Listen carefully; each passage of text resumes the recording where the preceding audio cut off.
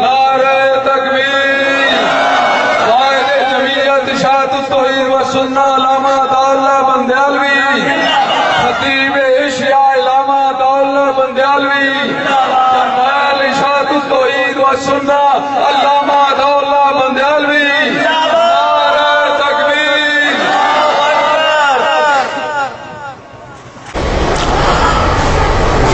ہمارے دوستوں نے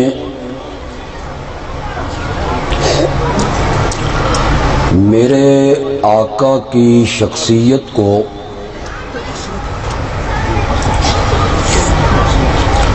صرف 1 مہینے میں اور 12 ربیع الاول کے دن میں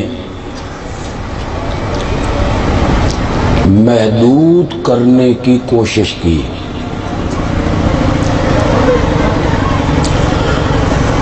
ہم غریبوں کے متعلق انہوں نے فتویٰ جاری کیا،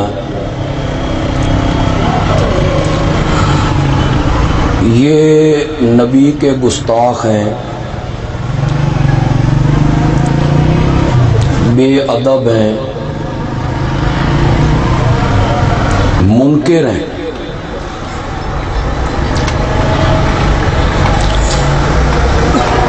میں نے کہا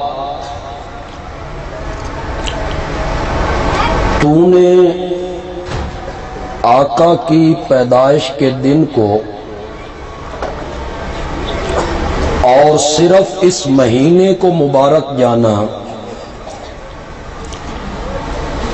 کبھی ہم غریبوں سے بھی پوچھا ہوتا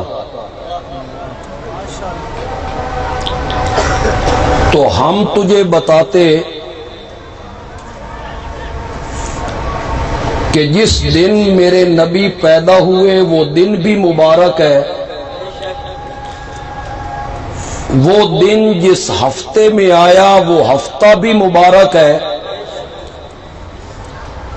وہ ہفتہ جس مہینے میں آیا وہ مہینہ مبارک ہو گیا،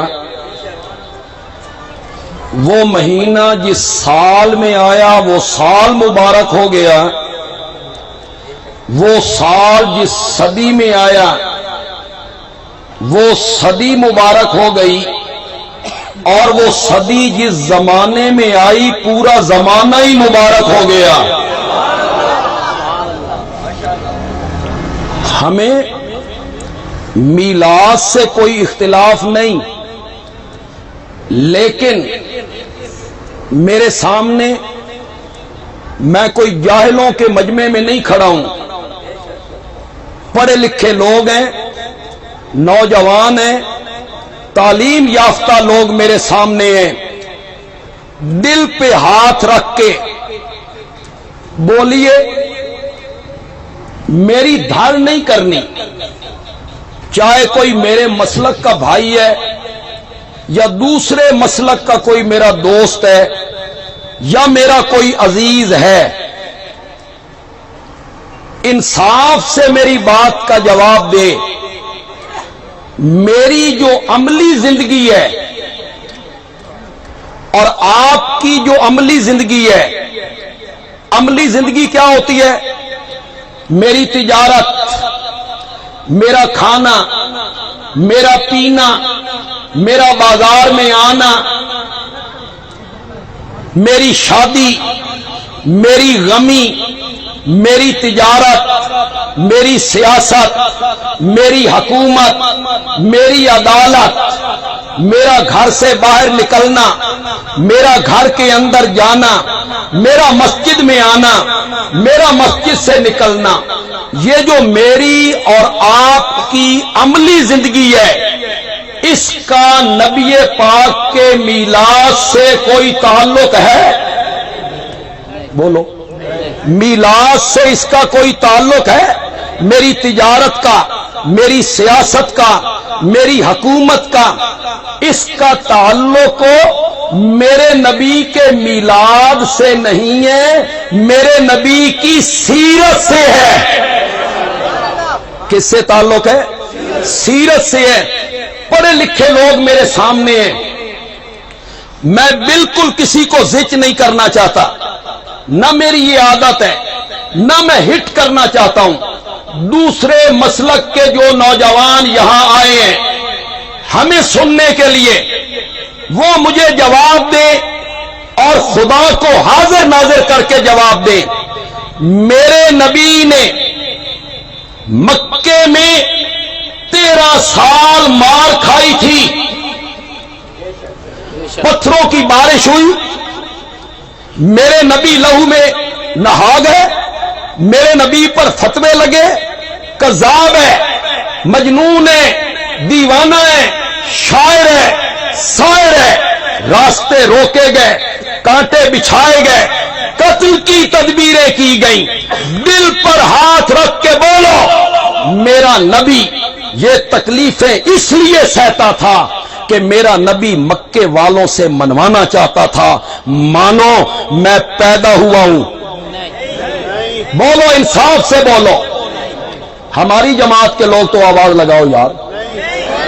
میرے نبی نے جو مصائب اٹھائے اس لیے اٹھائے کہ میرے نبی مکے والوں سے اپنا میلاد منوانا چاہتے تھے. مانو میرے والد کا نام عبداللہ ہے، مانو میری ماں کا نام آمنہ ہے، مانو میں نے حلیمہ کا دودھ پیا ہے، مانو میں ہاشمی قبیلے سے تعلق رکھتا ہوں، مانو میں مکے میں پیدا ہوا ہوں، فلاں تاریخ کو پیدا ہوا ہوں. میرے نبی نے جو ساری مار کھائی تھی اپنا میلاد منوانے کے لیے کھائی تھی. بولتے کیوں نہیں ہو؟ میرے نبی نے ہجرت کی، میرے نبی نے بدر لڑی، احد لڑی، صحابہ شہید ہوتے رہے، خندق، تبوک، حدیبیہ، حنین، طائف، خیبر. میرے نبی نے جنگیں اس لیے لڑی تھی، میرا نبی منوانا چاہتا تھا. مانو میں پیدا ہوا ہوں، اس لیے محنت تھی میرے نبی کی. بلال تپتے ہوئے کولوں پہ لیٹا، یہ منوانے کے لیے کہ نبی پاک کی ولادت کو مانو، آپ کے میلاد کو مانو، آپ مکے میں پیدا ہوئے اس بات کو مانو. ابو فقیہ کی پسلیاں توڑی گئیں، زنیرہ کی آنکھوں میں لوہے کی سلاخیں پھیری گئیں، حضرت حمزہ کے جسم کے 12 ٹکڑے ہوئے، میرے نبی کی بیٹی کو نیزے مارے گئے. میرے نبی نے ہجرت کی. دل پر ہاتھ رکھ کے بولو میرے نبی کی یہ ساری تکلیفیں اور صحابہ کے یہ سارے مصائب میلاد منوانے کے لیے تھے یا سیرت منوانے کے لیے تھے؟ بولو زور سے بولو. پھر تو اس طرف کیوں نہیں آتا؟ تو قوم کو اس طرف کیوں لے جانا چاہتا ہے کہ جھنڈیاں لگا لو، لائٹنگ کر لو، پہاڑیاں بنا لو، دکانیں سجا لو، جلوس نکال لو اور یہ سارے کام کرو؟ اللہ کا رسول تم پہ کیا ہو گیا؟ راضی ہو گیا. نہ میری عملی زندگی کا تعلق میلاد سے ہے، نہ میرے نبی نے مصائب دکھ برداشت کیے تھے میلاد کے لیے. اوے لوگوں، میرے نبی کی آمد کا اور میلاد کا اور ولادت کا اور دنیا میں تشریف لانے کا مقصد یہ تھا کہ لوگوں کے عقائد کو بھی سنوارا جائے، لوگوں کے اعمال کو بھی سنوارا جائے. ہمارے متعلق تو آپ نے کہہ دیا اے دیوبندی وہابی نے اے میلاد مندے ہی نہیں. مجھے آج علماء اجازت دیں تو تھوڑا جہا میں بھی میلاد پڑھنا چاہنا.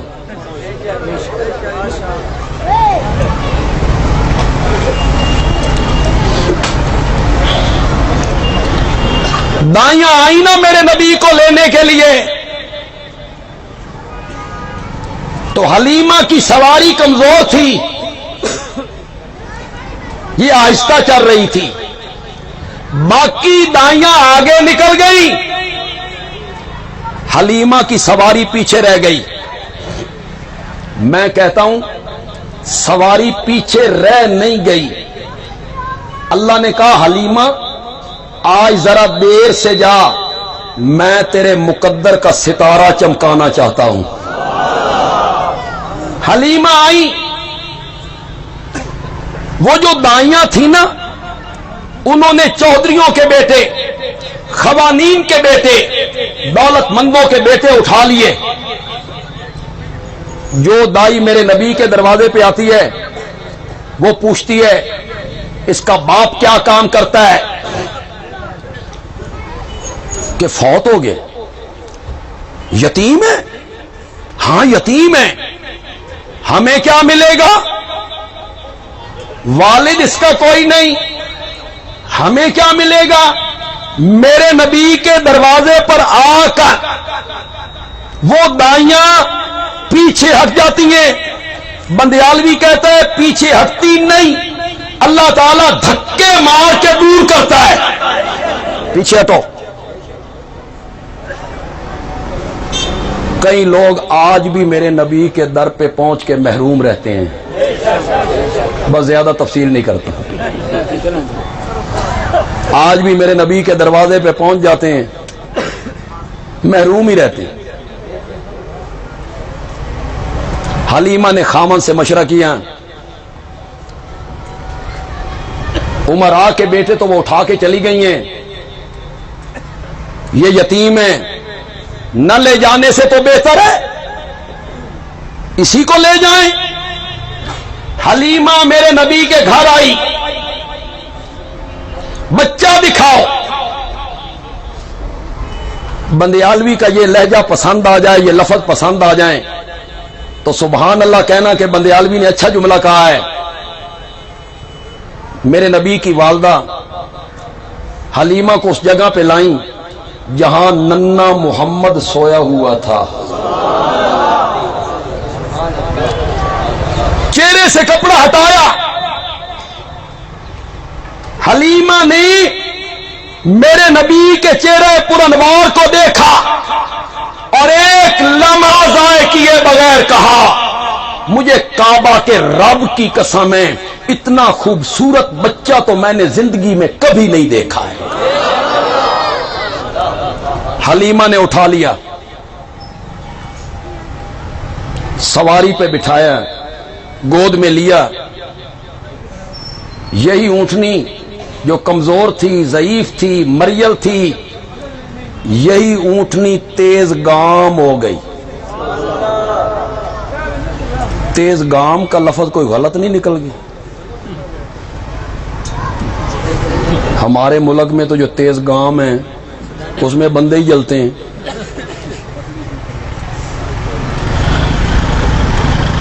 اس نے سہیلیوں کی اونٹنی کو کراس کیا. حلیمہ کی اونٹنی جب کراس کیا تو سہیلیاں پوچھتی ہیں حلیمہ سواری بدل رہی ہے؟ حلیمہ کہتی ہے سواری نہیں سوار بدل لیا ہے. حلیمہ کی اونٹنی سب سے آگے نکل. لوگ مجھے وکیل صحابہ کہتے ہیں اور میں نے واقعی حضرت سیدنا معاویہ کی بڑی جنگ لڑی ہے. میں نے ایک جنگ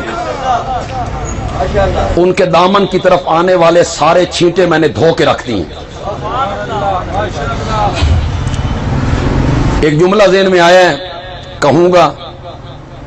سب کو صحابہ سے محبت ہے، محبت پسند آ جائے تو سبحان اللہ کہہ دینا کہ اچھا جملہ کہہ گیا ہوں. میرے نبی کی شخصیت ہی ایسی ہے، یہ جس اونٹنی پہ آ جائے نا وہ اونٹنی ساری اونٹنیوں سے آگے نکل جاتی ہے. اور ہجرت والی رات یہی نبی ابو بکر کے کاندھوں پہ آ جائے تو ابو بکر ساری امتوں سے آگے نکل جاتا ہے. میرے نبی کی شخصیت ہی ایسی ہے. شان محمد مصطفیٰ، شان صدیق اکبر، हलीमा लाई मेरे नबी को अपने घर। यकीनन हलीमा की कोई औलाद होगी, बेटा होगा, बेटी होगी, तभी तो मेरे नबी को दूध पिला रही है। मैं तुझे बताऊं मिलाद सुनाने का मकसद क्या होता है। हलीमा कहती हैं मैंने दूध तकसीम किया, एक तरफ का दूध अपने बेटे को, दूसरी तरफ का दूध नन्हे मोहम्मद को। फिर एक दिन ना मैंने नन्हे मोहम्मद को अपने हिस्से का दूध पिला के दूसरे हिस्से की तरफ जो डाला तो नन्हे मोहम्मद ने मुंह पीछे कर लिया और बज़बाने हाल कहा, मां जी मैंने 40 साल के बाद लोगों से कहना है अपने भाइयों का हक। मौलाना मीलाद के जुलूस में जब आप बाजारों में आते हैं, ताजरों के दुकानों के सामने आते हैं, मीलाद बयान करते हुए ये भी उनको समझाओ कि अगर लोगों का हक दबाया, कम तोला, मिलावट की, 2 नंबर माल बेचा, किसी की जायदाद प्लाट पे कब्जा किया, किसी का हक मारा, तो सिर्फ अपनी दुकान सजानी नहीं, पिंडी घेब से लेके फतेह जंग तक अगर सारी सड़कें भी तू सजा दे, रब उस वक्त तक माफ नहीं करेगा जब तक वो मजलूम माफ नहीं करेगा। इनको सबक दे। तो मेरे नबी के आमद का मकसद क्या था? मिलाद मनवाना या मिशन मनवाना? जोर से बोलो, जोर से बोलो। मेरे नबी की आमद का मकसद क्या था? मिलाद मनवाना या अपना पैगाम मनवाना? मेरा नबी पहले दिन कोई सफा पे आया है। मेरे नबी ने अपना पैगाम 4 हरफों में कौम के सामने रखा, ला इलाहा। क्यों भाई, यही पैगाम था कि कोई नहीं था? मेरे नबी का पहले दिन का पैगाम क्या था? ला इलाहा इल्लल्लाह। जब मेरे नबी ने यह पैगाम सुनाया, नतीजा क्या निकला? पत्थरों की बारिश हो गई, बद्दुआएं मिलने लगी। सके चचा ने बद्दुआ दी, तब्बन लका साइरल यौम अलिहाजा जमातना, तेरा सारा दिन बर्बाद हो जाए। तूने इस मसले के लिए बुलाया था? पत्थर भी, गालियां भी, बद्दुआएं भी, रास्ते रुकने लगे, कत्ल की तदबीरें होने लगी, वतन से निकालने के मशवरे और मीटिंगें होने लगी।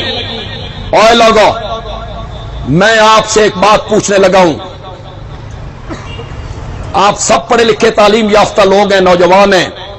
जो बात मैं आपसे पूछ रहा हूं उसका सोच के जवाब दीजिए। मेरे नबी का पैगाम क्या था? जरा जोर से बोलो। कितने हरफ हैं? ला इलाहा इल्ला अल्लाह। इनमें कहीं था कि वो 360 बुत जो बैतुल्लाह में रखे हुए हैं उनके सजदे न करो? ला इलाहा इसमें कहीं था कि वो जो तुम बुतों की पूजा करते हो वो तुम्हारी पुकारे नहीं सुनते, उनके नाम की नजरो नियाज न दो, उन्हें मुश्किल कुशा न समझो, तुम्हारा नफा नुकसान उनके हाथ में नहीं है? था? बोलो, जोर से बोलो। फिर उन लोगों को तकलीफ क्यों हुई? आओ इस सवाल पे गौर करें। मेरा नबी उनके ठाकरों का नाम नहीं लेता। मेरा नबी ये नहीं कहता जिनकी तुम पूजा करते हो वो तुम्हारी पुकारे नहीं सुनते, वो तुम्हारे हालात से वाकिफ नहीं है, तुम्हारा नफा नुकसान उनके हाथ में नहीं है, वो सजदों के लायक नहीं है। मेरा नबी उनके ठाकरों का नाम नहीं लेता।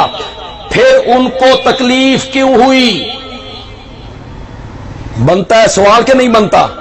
जोर से बोलो, जोर से बोलो। क्यों तकलीफ हुई मक्का के लोगों को? تکلیف اس لیے ہوئی، تکلیف اس لیے ہوئی کہ وہ عربی دان تھے،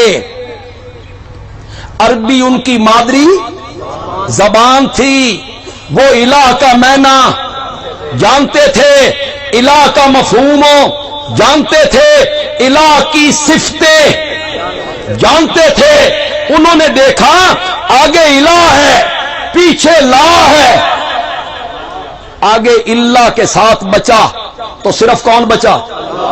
انہوں سمجھ آ گئی اس کلمے دا مطلب اے ہے جڑے 360 بیت اللہ چ رکھے ہوئے نا انہاں دے پلے۔ کہاں سے سمجھ آ گئی؟ الہ کا مفہوم، الہ کون ہوتا ہے، الہ کی صفتیں کیا ہیں، اور میں کیا سمجھتا ہوں، اردو پنجابی، آپ کیا سمجھتے ہیں، اردو پنجابی پشتو۔ ہم لا الہ الا اللہ بھی پڑھتے رہتے ہیں، قبروں پہ سجدے بھی کرتے رہتے ہیں۔ اس کی وجہ کیا ہے؟ ہمیں الہ کے معنی کا پتہ، الہ کون ہوتا ہے۔ میں اس کی تفصیل میں چلا جاؤں تو میں نے سرگودا میں مسئلہ الہ سمجھانے کے لیے 40 درس دیے تھے، جن میں بعض درس 1.5 گھنٹے کے تھے۔ اب میں یہاں کیسے بیان کروں؟ 10 منٹ میں 15 منٹ میرے پاس ہیں، میں آپ کو کیسے الہ کا مفہوم سمجھاؤں؟ علماء سے سٹیج بھرا ہوا ہے، اجتماع میں بھی علماء ہیں، ہماری جماعت کے لوگ ہیں، حضرت شیخ القرآن مولانا غلام اللہ خان رحمت اللہ علیہ کراچی سے مہمان آ گئے، جمعے کا دن تھا، انہوں نے کہا شیخ آج مسئلہ توحید سناؤ، ہم کراچی سے آئے ہیں، مسئلہ توحید سننا چاہتے ہیں۔ شیخ نے ایک جملہ کہا، جن کو سمجھ آ جائے جملے کی، باقیوں کی سبحان اللہ کا بھی وہ فرض کفایہ ادا کرے، کیونکہ عام لوگوں کو سمجھ نہیں آئے گا۔ شیخ نے تقریر شروع کی، شیخ نے کہا میرے مہمان آئے ہیں، وہ کہتے ہیں توحید سنا۔ یہ توحید گھنٹے 2 گھنٹے کا مسئلہ نہیں ہے، اس کے لیے 9.5 صدیاں چاہیے۔ سمجھ آئی آپ کو کہ نہیں آئی؟ اس مسئلے کے لیے کتنی صدیاں چاہیے؟ 9.5 صدیاں چاہیے۔ لیکن اللہ نے مجھے توفیق دی ہے سمجھانے کی، اگر آپ کی توجہ رہے میں آپ کو الہ کا مفہوم سمجھا دوں گا، 1 دونی 2 تے 2 دونی 4 کر کے۔ لیکن آپ کی توجہ رہے، پوری ذمہ داری لوں گا، تفصیل میں چونکہ نہیں جانا چاہتا لیکن پوری ذمہ داری لیتا ہوں اس معنی کی۔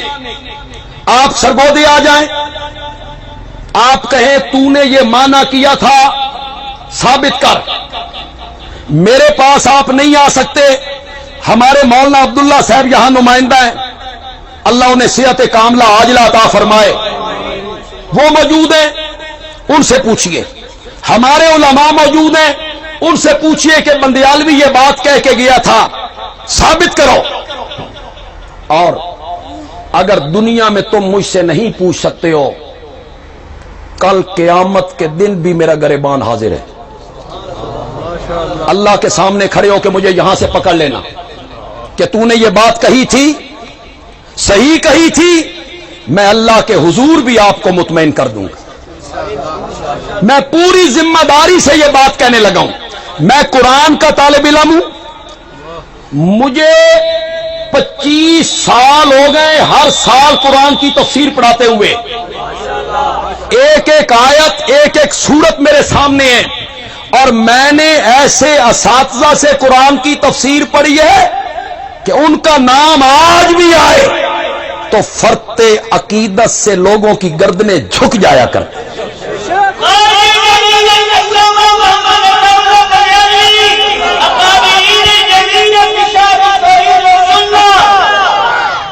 شیخ القرآن مولانا غلام اللہ خان، میں پوری ذمہ داری لے کر بات کہنے لگا ہوں۔ دو صفتیں الہ میں پائی جاتی ہیں. میرے ساتھ بولیں گے آپ. دو صفتیں کس میں پائی جاتی ہیں؟ الہ کی دو صفتیں قرآن بیان کرتا ہے. جس میں یہ دو صفتیں مان لی جائیں اس کو کیا مان لیا؟ چاہے زبان سے کہے یا دو صفتیں کس کی ہیں؟ الہ کی. الہ کی بولو، زور سے بولو. دو صفتیں ہیں الہ کی، جس میں یہ صفتیں مان لی جائیں اس کو کیا مان لیا؟ چاہے زبان سے کہے یا نہ کہے. پہلی صفت، جس ہستی کے لیے یہ تعظیم کر رہا ہوں وہ مجھے دیکھ رہا ہے اور میں اس کو نہیں دیکھ رہا. یہ پہلی صفت ہے. وہ میرے حالات سے واقف ہے، باخبر ہے، عالم الغیب ہے، کوئی چیز اس سے مخفی نہیں ہے، عالم الغیب ہے. یہ پہلی صفت کس کی ہے؟ الہ کی. الہ کی کس کی ہے؟ جس میں مانی جائے گی اس کو کیا مان لیا؟ الہ مان لیا. وہ عالم الغیب ہے، میرے نظر و نیاز دینے کو جانتا ہے، میرے سجدے کرنے کو جانتا ہے، میری پکارے سنتا بھی ہے، میرے حالات کو جانتا بھی. پہلی صفت. دوسری صفت، وہ مالک ہے،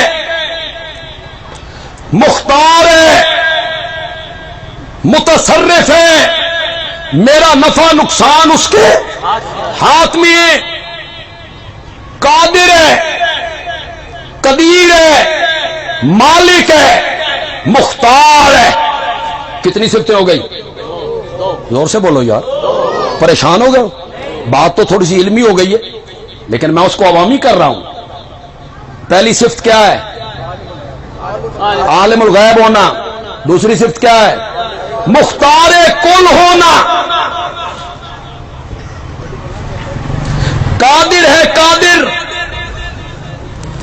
اگر آپ کی توجہ تو ایک جملہ کہنا چاہتا ہوں. قادر ہے اور قادر بھی ایسا کہ چاہے نا تو مریم کی گود بغیر خامد کے ہری کر کے رکھ دیتا ہے. قادر بھی ایسا ہے، متصرف ہے، مالک ہے. یہ دو صفتیں کس کی ہیں؟ جس میں اللہ کی نا، الہ کی. جس میں مان لی جائیں گی اس کو کیا مان لیا؟ الہ مان لیا. اور کلمے میں کیا کہا تھا؟ لا الہ. میں اس پر قرآن پاک کی ایک آیت پیش کر دیتا ہوں. فی الحال ایک آیت یا دو آیتیں پیش کر دیتا ہوں، باقیوں کی بھی ذمے لیتا ہوں. 20 آیتیں سورت آل عمران ہے، اس کی آیت نمبر 5 ہے. سورت کا نام میں نے کیا بتایا؟ آل عمران. آیت نمبر 5. ان اللہ لا یخفی علیہ شیء فی الارض ولا فی السماء. زمین و آسمان کی کوئی چیز اللہ سے مخفی نہیں. کون سی صفت آ گئی؟ کون صفت آ گئی؟ عالم هو الذی یصورکم فی الارحام کیف یشاء. وہی تو ہے جو ماں کے پیٹوں میں تمہاری تصویریں بناتا ہے. کون صفت آ گئی؟ بولو بولو، کون صفت آ گئی؟ عالم الغیب بھی، مختار کل بھی میں ہوں. یہ دو صفتیں ذکر کرنے کے بعد آگے اللہ کہتی ہیں اگر یہ دو صفتیں میری ہیں تو اللہ لا الہ الا ہو، پھر میرے سوا الہ بننے کے لائق ہو. پیچھے کتنی صفتوں کا ذکر کیا، آگے کیا کہا؟ لا الہ.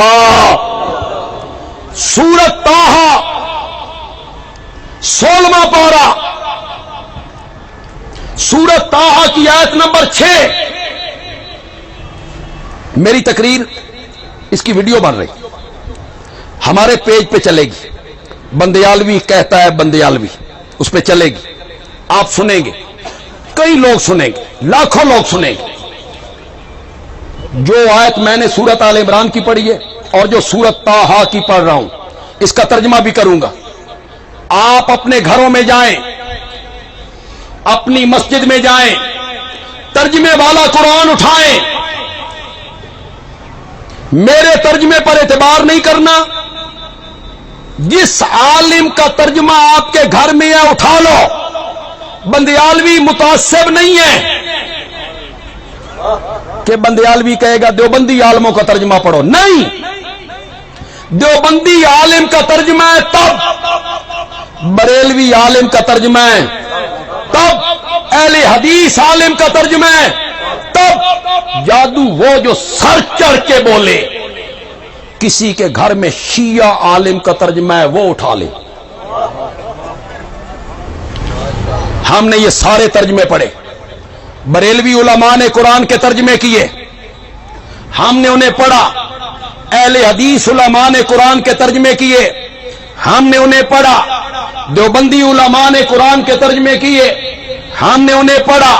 شیعہ علماء نے قرآن کے ترجمے کیے، مولوی مقبول دیلوی نے کیا، مولوی فرمان علی نے کیا، ہم نے وہ ترجمے بھی پڑھے۔ جس عالم کا ترجمہ آپ کے گھر میں ہو اٹھاؤ۔ کعبہ کے رب کی قسم ہے، ہر عالم وہی ترجمہ کرے گا جو بندیالوی کر کے جا رہا۔ اگر کوئی عالم اور ترجمہ کر جائے، میرے گریبان سے آ کے پکڑ لینا۔ سورۃ طٰہٰ آیت نمبر 6، لہو ما فی السماوات وما فی الارض وما بینہما وما تحت الثری، اسی کا ہے جو کچھ آسمانوں میں ہے، اسی کا ہے جو کچھ زمین میں ہے، اسی کا ہے جو کچھ زمین و آسمان کے درمیان ہے، اور اسی کا ہے جو کچھ گیلی مٹی کے نیچے ہے۔ کون سی صفت آ گئی؟ علم والی نا، شاباش شاباش، یہ تو بڑا سوکھا جو ٹیسٹ ہے یار۔ کون سی صفت آ گئی؟ ہر چیز کا مالک میں ہوں، مختار میں ہوں، زمین و آسمان کی سلطنت میرے پاس ہے۔ عالم الغیب وَإِن تَجْهَرْ بِالْقَوْلِ فَإِنَّهُ يَعْلَمُ السِّرَّ وَأَخْفَى، اگر تو زور سے بات کرے تو کیا فائدہ، وہ اللہ جس سے تو بات کر رہا ہے وہ تو دلوں کے بھید بھی جانتا ہے، وَأَخْفَى، اس سے بھی کوئی پوشیدہ چیز ہے تو اس کو بھی جانتا۔ کون صفت آ گئی؟ شاباش شاباش، کون صفت آ گئی؟ اہل علم لوگ ہیں، علماء بھی ہیں، میں چونکہ قرآن کا طالب علم ہوں۔ یعلم السر، سر کس کو کہتے ہیں؟ راز، بھید۔ راز کا کیا ہوتا ہے؟ راز بولو۔ بھید وہ ہوتا ہے جو آپ کے بیٹے کو پتا ہو، راز وہ ہوتا ہے جو آپ کی بیوی کو بھی پتا ہو، راز وہ ہوتا ہے جو آپ کے دوست کو پتا ہو، نہیں نا۔ راز وہ ہوتا ہے جو صرف مجھے علم ہے، میری اہلیہ کو نہیں، میرے بھائیوں کو نہیں، میرے دوستوں کو نہیں، اس کو راز کہتے ہیں۔ مولا یہ تو بڑی پوشیدہ چیز ہے، میرے دل میں ہے، میں جانتا ہوں، میرے سوا کو نہیں جانتا، تو اسے بھی جانتا ہے۔ وَأَخْفَى، اس سے بھی زیادہ پوشیدہ چیز ہو۔ میں اس کو بیان کرتا ہوں، لیکن آپ مجھ سے وعدہ کریں کہ آپ اتنی زور سے سبحان اللہ کہیں گے کہ میری تھکاوٹ دور ہو جائے گی۔ وعدہ کرو ذرا، کہو گے؟ پسند آئے تو انشاءاللہ پسند آئے۔ مولا راز بڑی مخفی چیز ہوتی ہے، صرف مجھے پتا ہے، میرے سوا کسی کو پتا نہیں۔ اس سے بھی زیادہ پوشیدہ چیز کیا ہے؟ اس سے بھی زیادہ پوشیدہ چیز کیا ہے؟ مفسرین نے لکھا، راز وہ ہے جو بندے کے دل میں آ گیا، مجھے پتا چل گیا، میرے سوا کسی کو پتا نہیں، اللہ کہتی ہیں جو راز تیرے دل میں آ گیا میں اس کو بھی جانتا ہوں، اور جو راز ابھی تیرے دل میں بھی نہیں آیا 10 سال کے بعد آئے گا میں اب اس کو جانتا ہوں۔ فَإِنَّهُ يَعْلَمُ السِّرَّ وَأَخْفَى، میں اس راز کو جانتا ہوں، بھید کو جانتا ہوں، عالم الغیب ہوں۔ دو صفتیں ذکر کرنے کے بعد اللہ کہتی ہیں اگر یہ دو صفتیں میری ہیں، عالم الغیب ہونا، مختار کل ہونا، تو پھر میری بات کو تسلیم کرو، اللہ لا الہ الا ہو، پھر میرے سوا الہ بننے کے لائق